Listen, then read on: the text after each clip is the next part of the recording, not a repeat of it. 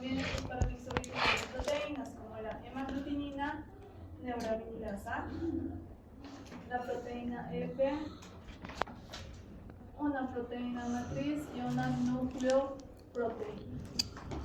Acuérdense que en ortomisovirus era ribonucleoproteína. A ver, ya. ¿Qué más? Absolutamente todos los paramixovirus se transmiten por vías respiratorias. Bien, entonces, veamos al primer virus, el virus sincitial respiratorio. ¿Lo puedo borrar?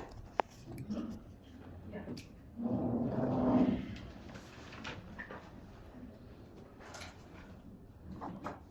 Ay, chicos, también hay que hacer examen general de orina, pero solo la parte microbiológica, química y física. ¿Ya? Nos va a llevar tiempo. Tienen que ir buscando pacientes que tengan diabetes. Pueden traer orina de pacientes que tienen diabetes, de pacientes con infección, porque ahí también se ven cristales en el análisis microscópico. Y nada, diabetes, infección y de alguna paciente embarazada si tienen. ¿Ya? Entonces vayan buscando esas muestras. Les voy a ir dando las fechas. ¿Ya? Bien.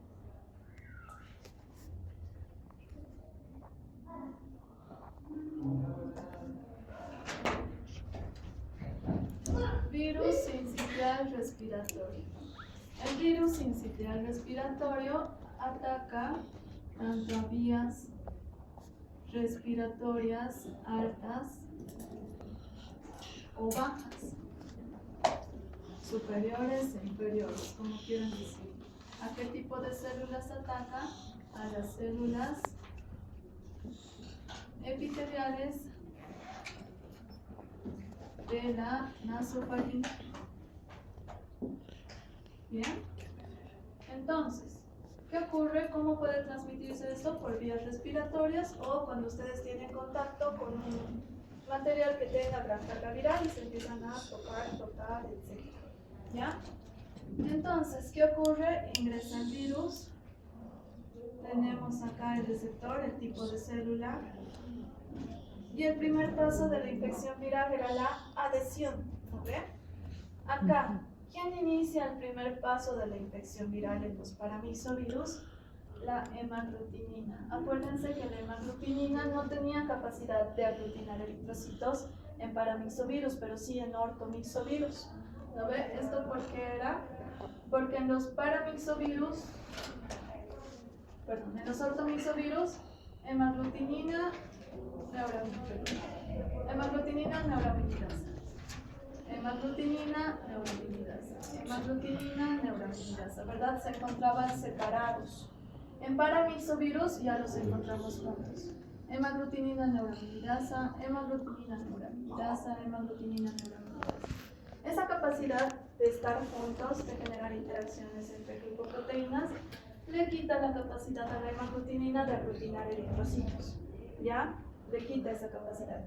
Sin embargo, la hemaglutinina nos sirve en paramixovirus para la primera etapa de infección, que es la adhesión. Entonces, la hemaglutinina induce a la adhesión del virus con la célula, pero ¿quién le permite el ingreso o la entrada a la célula? Es la proteína F, proteína que no había en los ortomixovirus. Esta proteína F, al igual que la hemaglutinina en ortomixovirus, se tiene que activar. ¿Ya? La proteína F, o la llamada proteína de fusión, tiene que pasar de una F0 a una F1. La F0 significa que está inactiva y la F1 significa que está activa. Acuérdense, en ortomixovirus teníamos hemaglutinina, ¿verdad? Y esta hemaglutinina tenía dos subunidades, le llamábamos 1 y 2. Ambas subunidades, como es una proteína grande, sus dos subunidades se unían por un tipo de interacción que era puentes disulfuro. Entonces, para que la hemaglutinina se active, ¿qué tenía que pasar? Tenía que ocurrir un desdoblamiento a nivel de estas dos subunidades y desdoblar completamente la hemaglutinina. Así la hemaglutinina estaba activa. ¿Ya? Pasa lo mismo con la proteína F. Necesita desdoblarse para poder activarse. ¿Y quién produce esto? Una proteasa. Entonces, la hemaglutinina le permite al virus la adhesión y la interacción específica es producida por la proteína F. Entonces, acá tenemos la interacción específica por la proteína F. Posteriormente, el virus va a ingresar, generará su replicación, se generarán gran cantidad de viriones y como este, al igual que los ortomisovirus, era un virus con envoltura, obtiene la envoltura de la misma célula y eso se le llamaba gemación. ¿A ver? Gemación. Entonces, los viriones salen, obtienen la envoltura y ya salen con su envoltura. Sin embargo, esta gemación no ocurre en cualquier lado, ¿verdad? Acá cuando ingresa el virus, un virus con envoltura, cuando ingresa a la célula, también mete lo que es su envoltura viral a la envoltura celular. Entonces, con la envoltura viral, ¿quién está? Sus mismas proteínas. Entonces, al ingresar el virus, también introduce su envoltura viral a nivel de la membrana celular. Bien, y esto es importante en la gemación porque el virus no sale por cualquier lado. Para que el virus salga y quite esta parte de la membrana celular, tiene que haber presencia de glucoproteínas. ¿Ya? Tiene que haber presencia. Y estas glucoproteínas pueden estar presentes cuando el virus se ha introducido y mete sus glucoproteínas. O acuérdense que cuando el virus introduce su material genético en la célula, aparte de tener material genético viral, también tiene la información necesaria para la síntesis de sus mismas proteínas virales. Entonces, la misma célula puede sintetizar sus proteínas virales y meterlas a nivel de su membrana celular. ¿Ya? Bien. Ahora, esto lo voy a borrar.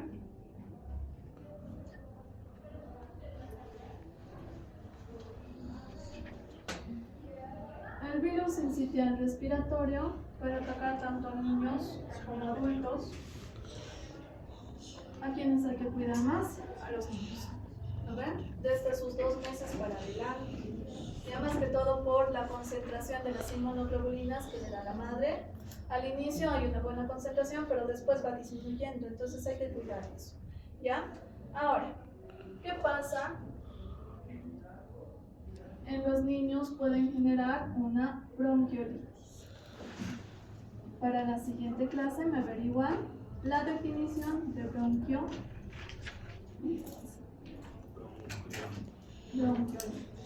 ¿Ya? Me averiguan su definición. ¿Y cómo ocurre? Dada por el virus sincitial respiratorio. Bien. Entonces, en todo virus, el objetivo es generar respuesta inmune. Bien. Generar la respuesta inmune. Y se genera la respuesta inmune, ni bien ingresa el virus. El objetivo del sistema inmune es reconocerlo. Y se genera la respuesta inmune a nivel de las células infectadas, porque las células infectadas también ya son extrañas, tienen glucoproteínas a nivel de su membrana celular. ¿Ya? Ahora, esta capacidad infecciosa que tiene el virus de la glucoproteína también nos sirve para diagnósticos. Métodos de diagnóstico. Puede ser serológico, puede ser molecular o por cultivo. Por cultivo se puede hacer, pero no es común. Ya no es común, es más para investigación. En molecular también se puede hacer, pero es caro, ¿ya? Entonces, se prefiere el serológico. En el serológico, ¿qué identificamos? Presencia de antígeno, es decir, presencia de glucoproteína o presencia de anticuerpo. Bien, otra tarea para la siguiente clase. Me ponen clasificación y tipos de anticuerpos. Tipos de anticuerpos.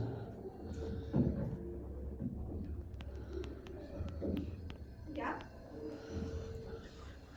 Anticuerpos.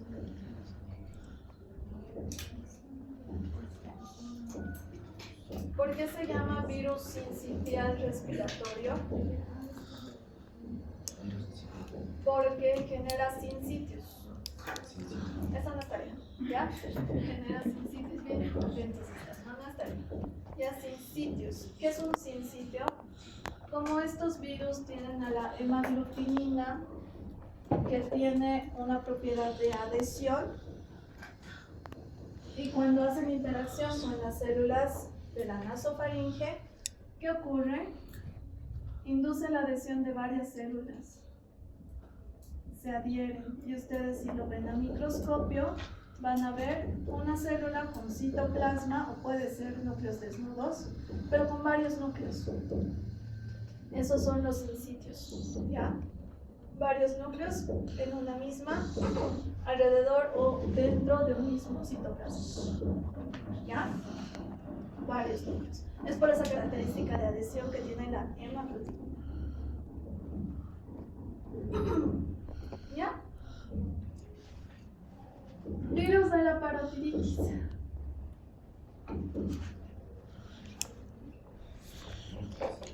Parotiditis. Las llamadas paperas que se les llama, ¿no? El virus de la parotiditis es un aumento de tamaño unilateral o bilateral de las glándulas salivales. ¿Ya? Unilateral o bilateral de las glándulas salivales. Es bastante doloroso. Entonces, ingresa el virus de igual forma por vías respiratorias.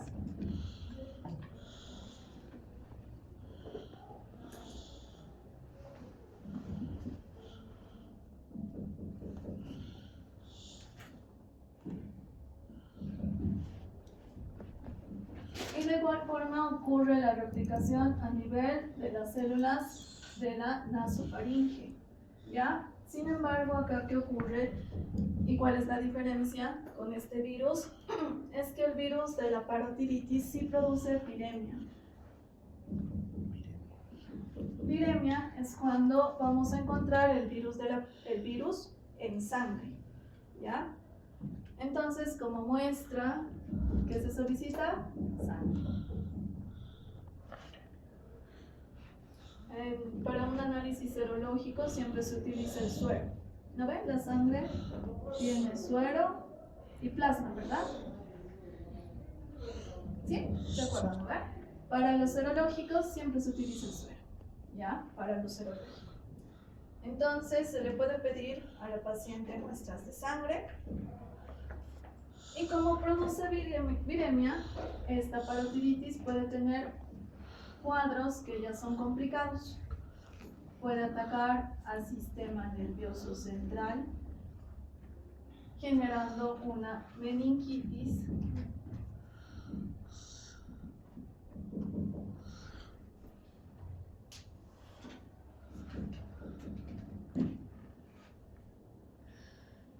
Puede atacar, se puede replicar a nivel del riñón.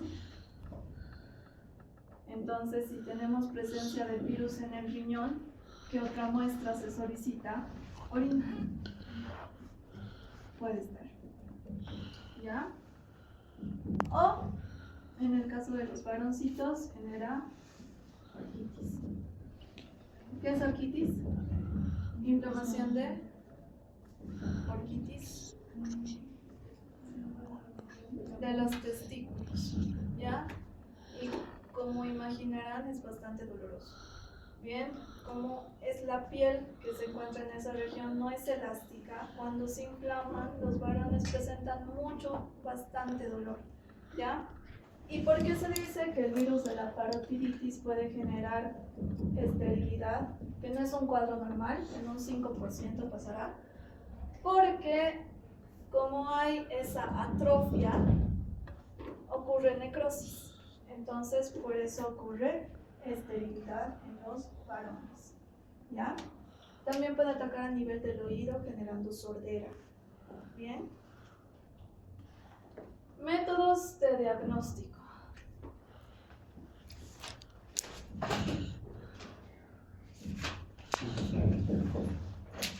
Se puede utilizar una inmunofluorescencia o un análisis enzimático que se llama ELISA. Inmunofluorescencia o ELISA. En inmunofluorescencia igual se puede detectar al antígeno o se puede detectar al anticuerpo. De ahí inmunofluorescencia directa o inmunofluorescencia indirecta. ¿Ya? ELISA es un método enzimático que lo vamos a ver más adelante.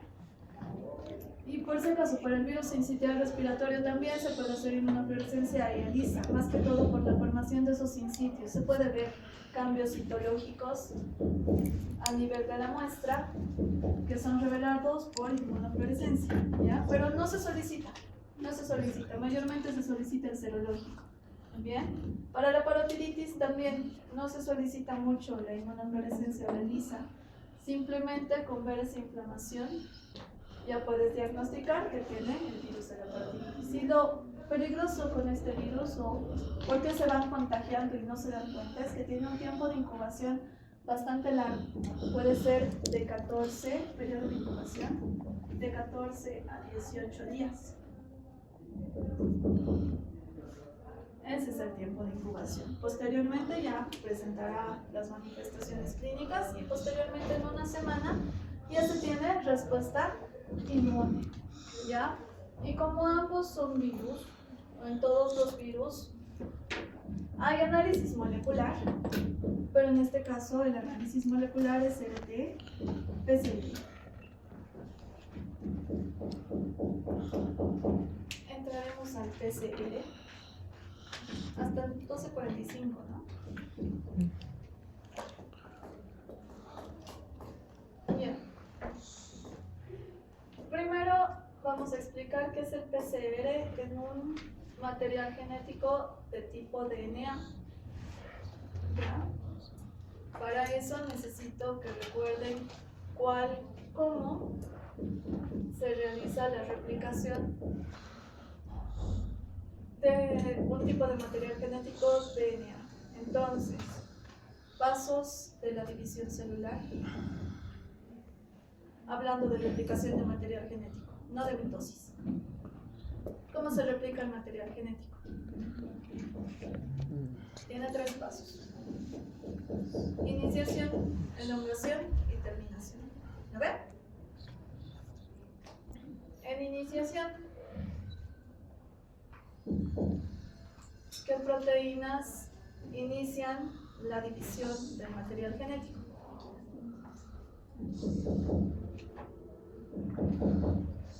¿Para qué nos servía la helicasa? ¿Para qué nos servía la girasa, la primasa? ¿Se acuerdan? Para el ADN. Material genético de tipo DNA.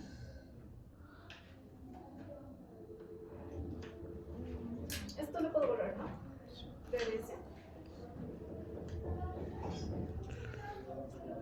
¿Qué significa PCR? Reacción en cadena de la polimerasa. ¿Ven?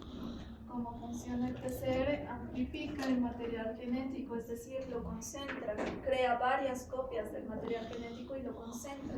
Aumentamos la concentración del material genético con el PCR y posteriormente identificamos al virus con el material genético. Entonces, digamos, lo más sencillo. ¿Se acuerdan que les dije que tenemos material genético circular, lineal, segmentado, etcétera en los virus? Material genético circular de tipo DNA. DNA, características del DNA: doble hebra. ¿Lo ven? Doble hebra. Entonces tenemos esto, tenemos esto, ¿ya? Monómero de un material genético. ¿Cómo se llama? ¿Cómo sintetizan DNA? No. Nucleótido. Que ya hemos hablado de los nucleótidos, ¿verdad? Cuando hemos visto mapeo genético. ¿Sí? ¿Verdad? Nucleótido tiene... ¿Qué tenía? ¿Qué estructuras tenía el nucleótido? Grupo fosfato unido a azúcar unido a base nitrogenada. Esto, fosfato, azúcar, base nitrogenada. Fosfato, azúcar, base nitrogenada. Así se forma una hebra. ¿Lo ven? Esto está aquí. Fosfato, azúcar, base nitrogenada. Es una hebra. Hace interacción con otra hebra que también es un nucleótido, pero su interacción es con las bases nitrogenadas. ¿Qué tipo de interacción era?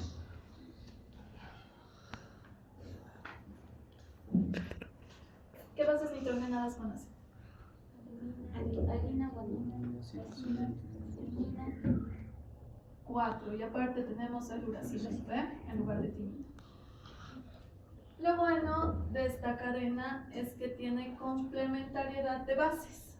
¿Lo ve? ¿A qué se le llama esa complementariedad de bases? Que una adenina siempre se va a unir a una timina. Que una guanina siempre se va a adherir a una citosina y una citosina a una guanina, una timina a una adenina.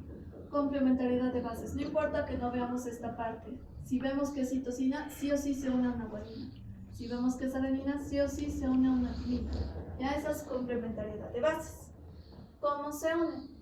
Adenina y timina, ¿por cuántos puentes de hidrógeno? 2. Citosina y guanina, 3.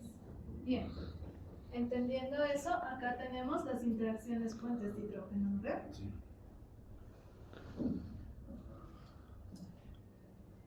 Ya.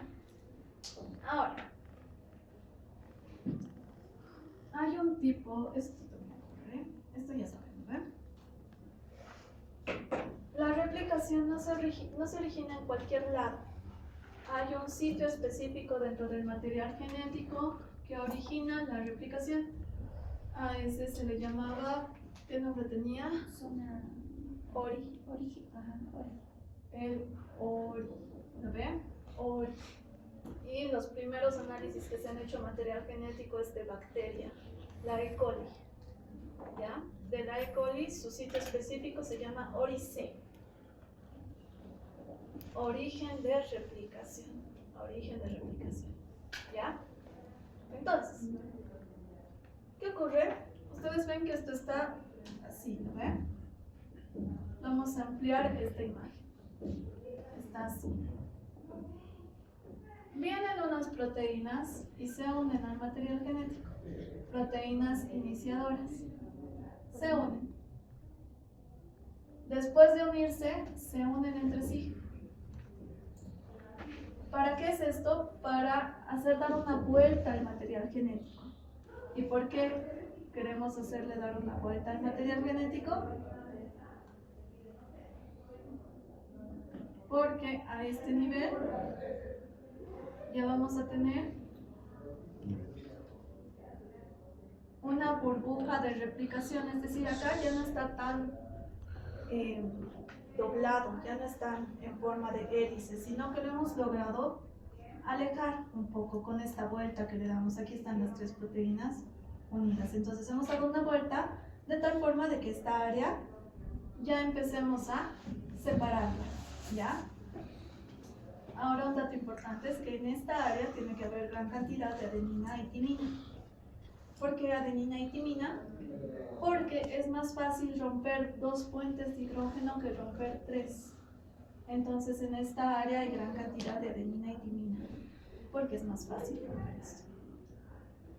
Entonces, tenemos aquí, seguimos teniendo los puentes de hidrógeno, pero esos puentes de hidrógeno, esto va a ser esto, ¿ya? Aquí ya está la burbuja de replicación. Aquí está la burbuja de replicación. Bien, acá ya hemos dado la vuelta. Viene una proteína que rompe estos puentes de hidrógeno. ¿Quién es? Helicasa. Helicasa. Helicasa. La helicasa rompe estos puentes de hidrógeno. Sin embargo, si ustedes tienen una lana que está enroscada y ustedes le abren, abajo, ¿qué pasa? Se enrosca más. ¿Lo ven? Se enrosca más. Entonces acá pasa lo mismo. Aquí se enrosca. Hay un super enrollamiento. ¿Qué proteína viene acá para evitar ese super enrollamiento? ¿Qué proteína venía? No. ¿Topo? Topoisomerasas. Las topoisomerasas. Estas topoisomerasas hay de tipo 1 y de tipo 2, ¿verdad? ¿Qué hacía la de tipo 1? Corta una hebra. ¿Qué hacía la de tipo 2? Corta 2 hebras. Por eso la de tipo 1 no necesita ATP, pero la de tipo 2 sí necesita ATP. ¿Se acuerdan de eso, verdad?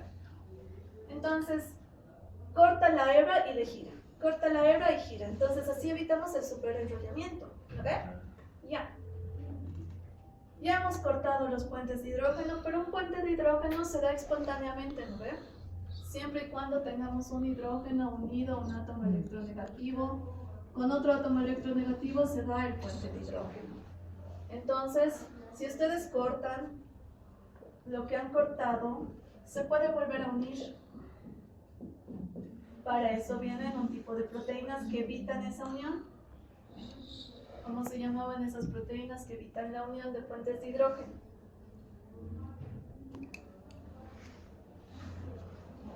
Las SSB. ¿Lo ven? SSB. Entonces, se evita esa unión por puentes de hidrógeno. Ya se tiene la cadena rota. Y ahí viene un material genético que se llama primer o cebador. ¿Lo ven? Primer o cebador. Y este primer tiene un material genético de tipo ARN. ¿Ya? ARN. ¿Quién vuelve a formar esta hebra? ¿Quién volvió a formar la hebra? La DNA polimerasa. La DNA polimerasa reconoce este nucleótido de acá y forma su acompañante. Si acá había una adenina, forma su timina. Si acá había una guanina, forma su citosina. Eso hace la DNA polimerasa. Sin embargo, esta DNA polimerasa no inicia sola, no puede iniciar la síntesis sola. Por eso utilizamos el primer. El primer viene e inicia el primer paso, ¿ya? Sintetiza, inicia la reacción. Después viene el DNA polimerasa, la DNA polimerasa, y termina la síntesis. ¿No ven? Termina la síntesis. Acá ya tenemos a su hebra acompañante. Lo malo es que en una hebra ocurre esta síntesis, ya de 5' a 3'. ¿Por qué? Porque acá teníamos de 3' a 5'. Recuerden que las cadenas son antiparalelas, ¿no ven? Uno va de 5' a 3', la otra iba de 3' a 5', antiparalelo, ¿no ven? Entonces, lo que se sintetice, como debe ser antiparalelo, va de 5' a 3'. A esta se le llama cadena adelantada, porque sintetiza rápidamente esta hebra. Lo que no ocurre con esta cadena de acá, que es la cadena retrasada. ¿Qué ocurre con esta cadena? Se sintetiza el primer, el RNA, pero cuando el DNA polimerasa viene, la DNA polimerasa viene, no sintetiza de forma secuenciada, sintetiza sectores. Porque el DNA polimerasa no sintetiza acá de 5' a 3', sino acá de lo que es 3', 5'. Entonces no sintetiza continuamente, ¿ven? A estos fragmentos, ¿qué se le llama? Fragmentos de Okazaki. Fragmentos de Okazaki. Entonces, ¿qué ocurre? Se rellena con los primers. Y hay tres tipos de DNA polimerasa. ¿De cuáles son? Tipo 1. La ligasas. No. Función del tipo 1. Reemplazar DNA o RNA. Reemplazar RNA por DNA. Entonces, la DNA polimerasa, este primer que está acá, que era material genético RNA, lo reemplaza por DNA, porque no puede haber RNA en un material genético que es DNA, ¿verdad? Entonces ocurre ese reemplazo. Y acá lo mismo, lo reemplaza, ¿ya? Posteriormente ya tenemos estas dos hebras, ya tenemos. Necesitamos que se unan. ¿Qué proteína induce esa unión? La DNA ligasa, ¿lo ve? Ya están unidas. Ahora necesitamos que se enrosquen. ¿Qué proteína induce eso? La DNA girasa. Esta es la primasa. Ya, esta es la primasa. El primer observador, esa es la primasa. Ya, la DNA girasa induce el giro en el material genético. Entonces, ¿se acuerdan de esto? ¿Ve? Y se acuerdan que estos son procariotas. Eucariotas es más complicado, ¿verdad? Porque los procariotas no tienen membrana nuclear, mientras los eucariotas sí tienen membrana nuclear. Entonces es un proceso más largo. Ya. ¿Qué pasa con el PCR? Con la amplificación del material genético se utilizan primers. Estos primers de acá. Estos cebadores. Se utilizan ¿para qué? Para iniciar la síntesis de nucleótidos por el DNA polimerasa. Por eso reacción en cadena de la polimerasa. Así es como funciona el PCR. ¿Ya? Y el RT-PCR se tiene que acordar replicación del material genético de tipo RNA. ¿Lo ve? ¿Se acuerdan de esto? ¿Lo ve? Replicación, sí. Y ya. La siguiente clase vemos ELISA, que es un método serológico. El inmunoensayo de ELISA. ¿Tienen alguna duda? ¿Ninguna? Ya.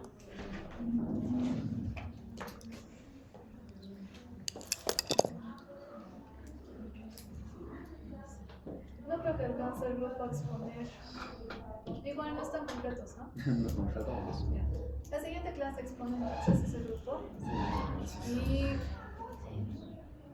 45 minutos estoy con grupo 1, 45 minutos estoy con grupo 2. ¿Ya? La práctica es rápida.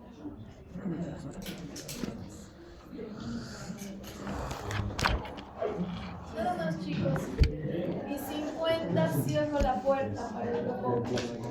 Bien, pueden retirarse, pueden copiar, retirarse. Todos con gorro, barbijo y guantes. ¿Ya? Ahora, ¿por clase expone el grupo? ¿Qué? ¿Por clase expone el grupo? Por clase expone el grupo, pero ya han mandado su cronograma de exámenes, ¿verdad?